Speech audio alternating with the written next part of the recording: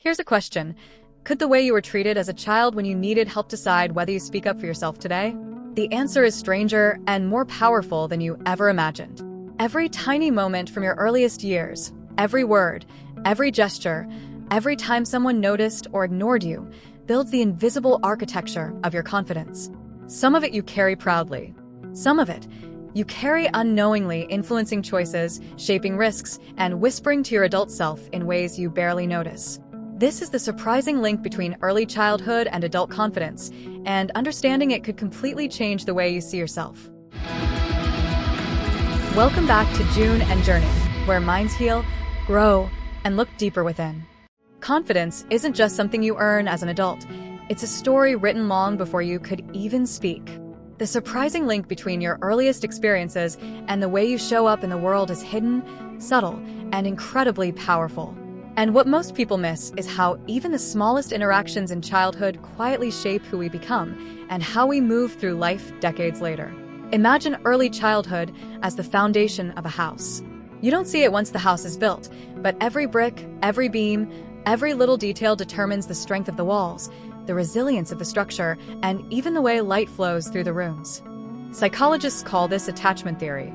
It's the science of how children bond with their caregivers and how those bonds quietly shape adult behavior.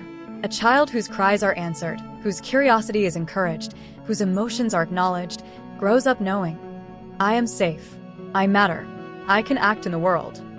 Now imagine the opposite, a child whose feelings are dismissed, ignored, or inconsistently responded to.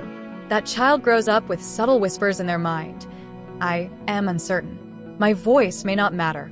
My actions might not count. Even small moments matter. Praise for a drawing, a smile at an attempt, a quiet question asking about your thoughts.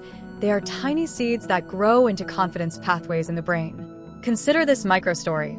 A woman recalls her grandmother sitting beside her every morning, stirring oatmeal together. For 10 minutes, she would ask, "What are you thinking today?" No judgment, no rush, just attention. Those small moments of listening planted a lifelong sense that her thoughts mattered. Decades later, she negotiates high-stakes deals at work, crediting those 10 quiet mornings for her courage. Confidence isn't just emotional, it's a physical and cognitive skill, rooted in early experiences of agency. Agency is the belief that your actions can influence outcomes. Toddlers who experience consistent care and support learn, I can try. I can succeed. I can act. Without these experiences, adults often struggle with hesitation, decision fatigue, or social anxiety.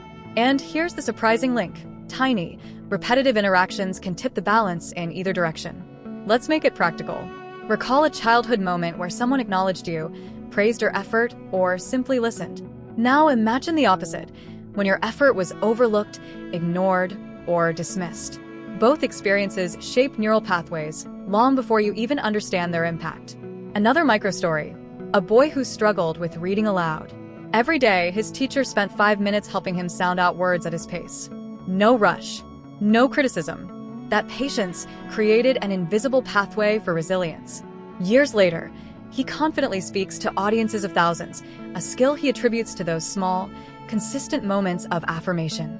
Not all confidence issues are obvious. Sometimes they hide behind humor, perfectionism, or overpleasing behavior. Take Evelyn, for example. She's 30, highly skilled, but terrified of public speaking. As a child, she was often overlooked at family gatherings.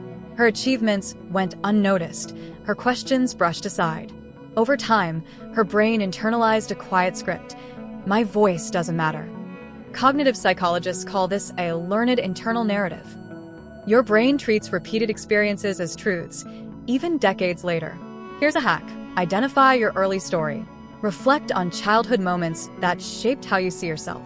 Awareness is the first step to rewriting your internal script. Mini exercise. Write down one memory where you felt validated or ignored and note how it might still influence your adult decisions. Recognizing the link between early experience and present behavior is the first step toward change. The empowering truth is this: your early wiring was never your destiny. Your brain stays beautifully adaptable, quietly learning, healing, and rewriting its story, no matter how long ago that first chapter was written. Start small. Speak up in a meeting. Try a new hobby. Maintain eye contact. Every action signals to your brain, I can handle this. Over time, it rewires old patterns. Visualization works too. Close your eyes. Imagine yourself speaking boldly, acting confidently, succeeding. Feel the heat of nervous energy in your chest melt into steady calm. Picture the weight of hesitation lifting from your shoulders as you stand taller, breathe deeper, and move with intention. Your brain often cannot tell the difference between vivid imagination and reality. Practicing courage in your mind rewires neural pathways for actual behavior. Another insight: consistent positive feedback later in life can mimic early attachment experiences. Mentors, friends, even colleagues offering support can recreate the nurturing that may have been missing, giving your inner child the validation it needed. And one last sensory detail. Picture yourself walking into a room, hearing your own confident voice resonate, feeling the subtle shift in posture, the soft nods of others. That feeling, small but tangible, is your brain learning a new story, that your actions, your voice, your presence matter. Finally, pair each brave act with celebration, even a quiet mental acknowledgement. Each small victory builds the bridge between early experiences and adult confidence, strengthening the connection in ways that matter. Early childhood isn't just a chapter, it's the preface to every story you've told yourself about yourself.